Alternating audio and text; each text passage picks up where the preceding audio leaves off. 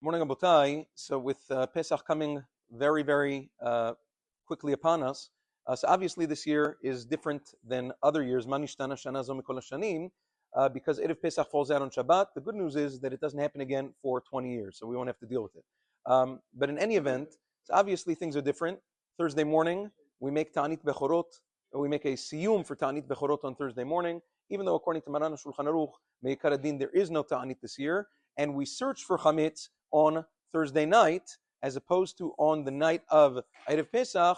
Thursday night we search for chametz. We round up all of the chametz and burn it customarily on Friday morning, besides for the chametz that some people keep to eat over Shabbat, because there are, until a certain time on Shabbat, it is permissible to eat chametz. So just to very simply summarize what a person should do during the Shabbat. Now, for the Shabbat meals. There are those that are going to enter Shabbat wanting to eat chametz, and that's okay. You can eat chametz Lil Shabbat, and you can also eat chametz on Shabbat morning until New York time about 10:14. So that's something you have to be careful about. All of the food, meaning the meals and the dips and everything that you eat, all of that should already be kasher lePesach. You don't want to deal with sticky chametz and having to wash dishes. All of the food itself should be kasher lePesach. Bread, you can have a little pita or whatever it is for Lil Shabbat and Shabbat morning.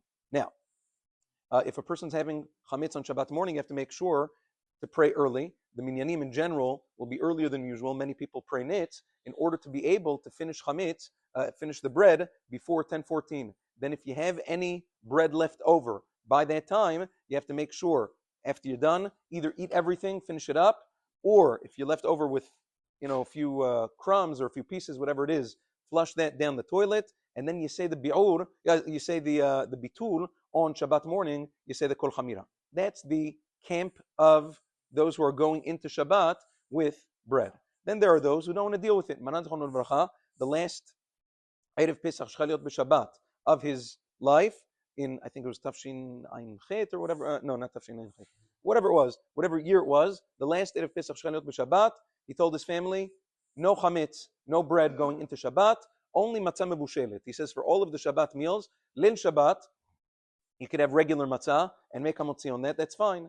For Shabbat morning and Seudah Shlishit, he took a piece of matzah before Shabbat. He prepared it, dunked it in some sort of a soup or whatever it is, or even boiling water. He cooked the matzah for a few seconds, and then he used that for bread, for hamotzi. That's perfectly kasher lePesach, and it's hamotzi, and it's permissible to eat on Erev Pesach because it's not regular matzah. And then he used that for the second and third Shabbat meals. He said that's the best idea possible, so you don't have to enter Shabbat with worrying about any chametz. So that is the easiest way to do it this year. There are opinions that say that you are allowed to use egg matzah this year. Egg matzah, even though in general it's mizonot, some poskim say that this specific Shabbat, because of the nature of the circumstances, it will be mutar to eat even a kazait or kabetza of egg matzah and make hamotzi. Maran Zichrono Livracha did not hold that way, but there were plenty of poskim Sfaradim that did. So if all else fails and a person's melting down from all the other options and he wants to only have egg matzah, so know that it is a legitimate shita in halacha. Zat Hashem will continue tomorrow. Have a wonderful day.